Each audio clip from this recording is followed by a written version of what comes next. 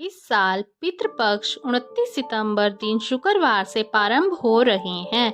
पितृपक्ष में पितरों के तर्पण, दान, श्राद्ध, पिंडदान आदि कर्म करते हैं। लेकिन आपको मालूम होना चाहिए कि पितृपक्ष में कुछ ऐसे जीव हैं जो बड़े संकेत देते हैं। वह बताते हैं कि आपके पितर आपसे खुश हैं या नाराज हैं।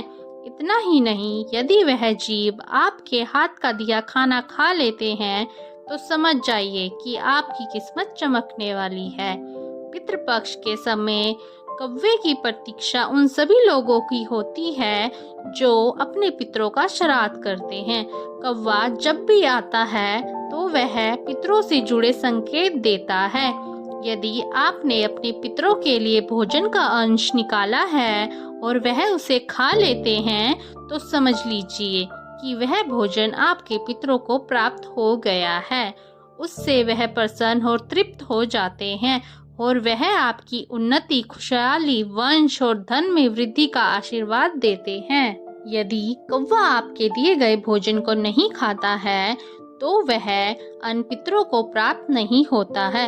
इससे वह अतृप्त रहते हैं और अतृप्त और नाखुश पितर नाराज होकर श्राप देते हैं।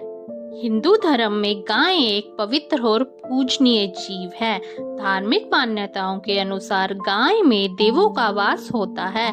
पितृपक्ष के समय आप गाय के लिए भोजन निकालते हैं और वह उसे खा लेती है तो वह पितरों को प्राप्त हो जाता है। यह संकेत है कि आपके पितर आपसे प्रसन्न हैं। पितृपक्ष में पितरों तक भोजन पहुंचाने के लिए उनकी तिथि पर खाने का कुछ अंश कुत्तों को खिलाया जाता है।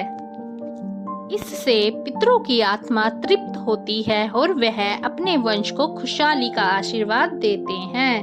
पितृपक्ष में पितरों की तिथि पर भोजन बनाया जाता है। फिर उस भोजन का एक अंश चींटियों को ढाल देते हैं ताकि वह उसे खा ले।